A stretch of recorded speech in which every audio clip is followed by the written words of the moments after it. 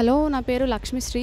నేను Aurora's technological research ఇన్స్టిట్యూట్లో చదువుతున్నాను. We have come for hour annual day celebrations and our chief guest is JP Garu. I have just inspired for his speech and he has stated how important the education is and how we have to look at it and how it should be useful for us.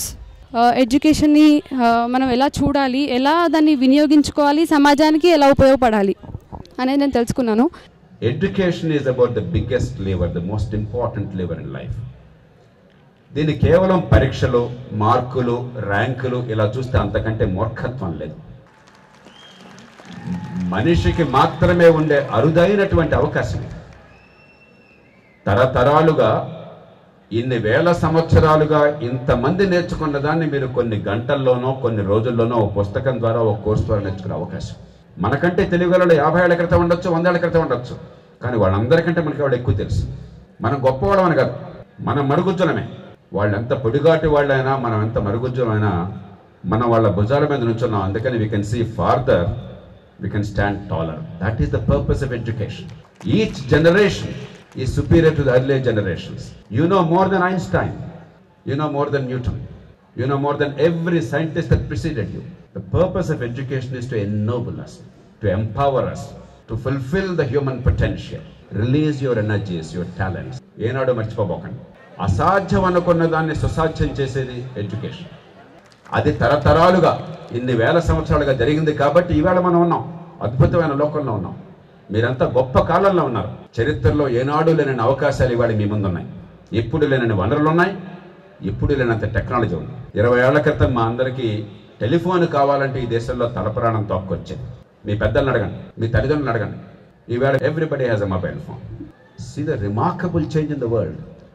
You are a privileged generation.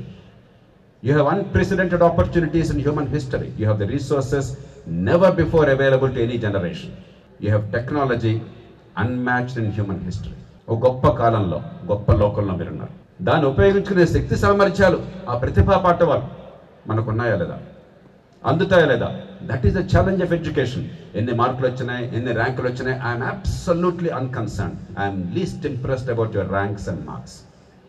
ఎంత పనికొస్తారు సమాజానికి? మీకు మీరెంత పనికొస్తారు?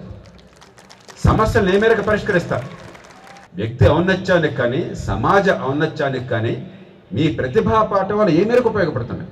లేకపోతే మీ మార్కులు ర్యాంకులతో కూరండుకోలేం, నిరర్థకం అవన్నీ కూడా. There is a purpose. ఎందుకు ఈ మాట చెప్తున్నానంటే, ఈ దేశంలో ఈవేళ తల్లిదండ్రులు కావచ్చు, విద్యా సంస్థలు కావచ్చు, ప్రభుత్వాలు, రాజకీయం కావచ్చు, విద్య అంటే తెలియకుండా యువతని హింస పెట్టి బతుకుని నాశనం చేస్తున్నాయి. లాంగ్వేజ్ అండ్ కమ్యూనికేషన్, భాషని తన మనసులో ఉన్న భావాలను వ్యక్తం చేయడానికి, ఇతరుల భావాలు అర్థం చేసుకోవడానికి ఏ రకంగా ఉపయోగించగలుగుతున్నారని చెప్పినది మొట్టమొదటి. అది విద్యకి చిహ్నం.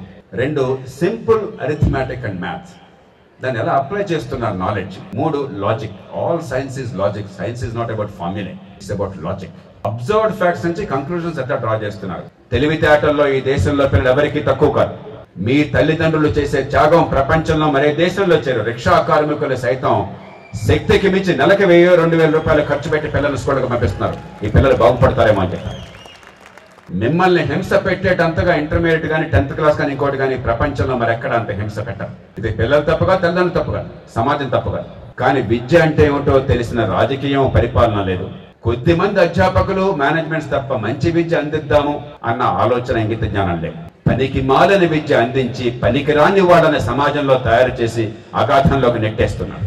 The first great challenge of India, if we cannot give quality education to every single child, if the accident of birth determines the future of the child, we live in an ignominious society. ఇవాళ 180 మంది బిడ్డలకి దేవుడు అనేవాడు ఉంటే, లేకపోతే ప్రకృతి మీ నమ్మకాన్ని బట్టి, తెలివితేటల్ని దేవుడు అందరికీ సమానంగా పంచాడు. అంబానీ కొడుకు ఎక్కువ, రాహుల్ గాంధీకి ఎక్కువ ఎవల? నిజానికి వాళ్ళందరూ చవటలు చాలా మంది. దేవుడి తెలివితేటలు ఈ కులం, ఈ మతం, ఈ ప్రాంతం, ఆడమగ వివక్షతో ఇవ్వాల. తెలివితేటలు అందరికీ కాస్త అటివిటీగా సమానంగా పంచాడు. ఆ ప్రకృతి తెలివితేటలను బయట పెట్టే విద్య, కనీస విద్య ప్రతి బిడ్డకి అందకపోతే ఎందుకు ఇంకా ఆధునిక సమాజం? ఎందుకు ఆ ప్రభుత్వం? ఎందుకు ఆ రాజకీయం? పనికొచ్చే విద్య. నేను పెద్ద విషయం కూడా మాట్లాడలే. గొప్ప విలువలు, సమాజం తర్వాత చూద్దాం. ముందు అసలు మన మేధస్సును వికసింపజేస్తుందా లేదా? సమాజాన్ని అర్థం చేసుకుంటున్నావా లేదా? మనకున్న జ్ఞానాన్ని మన సమస్యలకి చుట్టూ ఉన్న సమస్యల పరిష్కారానికి ఉపయోగిస్తున్నాం లేదా? అది లేకుండా ఎందుకు ఆ విద్య, ఎందుకు ఆ కాగితాలు? 4 తీసుకోవడం కూడా పనికిరావు. We have to fight for that. This is the greatest challenge before this country. అంటే పెద్ద డబ్బక్కర్లా. మన పిల్లలకి ఏ కులంలో పుట్టినా, ఎంత పేదరికంలో పుట్టినా, ఏ తల్లి గర్భాన పుట్టినా, తల్లిదండ్రులకు చదువున్నా లేకపోయినా, ఆడైనా మగైనా సరే మంచి ప్రమాణాలు ఇచ్చి అందాలి. ఒక సామాన్యమైనటువంటి వ్యవసాయ కూలీ బిడ్డ ఓ కలెక్టర్ కొడుకుతో మంత్రి కూతురుతో పోటీ పడే శక్తి రావాలన్న తపన సమాజానికి లేకపోతే ఈ రాజకీయం వ్యర్థం, ఈ సమాజానికి సిగ్గు లేదు, అంతకంటే పాప మరొకటి. It is the right of every child in the modern age.